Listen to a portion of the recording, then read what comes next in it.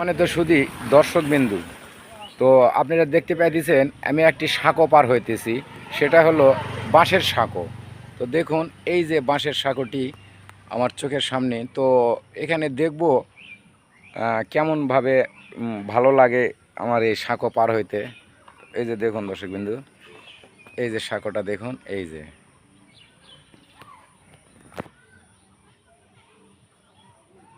তো এরপরে দেখেন ওই যে লেখা আছে এখানে, ওই যে দেখতেছেন লেখা আছে এখানে ঝুঁকিপূর্ণ সাঁকো, ভারী ভারী ভার বহন করা নিষেধ, মেরামতের প্রয়োজন জনস্বার্থে।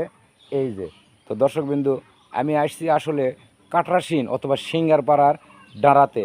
তো দেখলাম ডাঁড়াতে অনেক সুন্দর একটি বাঁশের সাঁকো বানানো রয়েছে। তো এই সাঁকোটিতে আমি আপনাদেরকে একটি ভিডিও আপলোড দিয়ে দিলাম। তো আমার ভিডিওটি যদি ভালো লাগে তাহলে আমাকে কমেন্ট করে জানিয়ে দিবেন। আল্লাহ হাফেজ।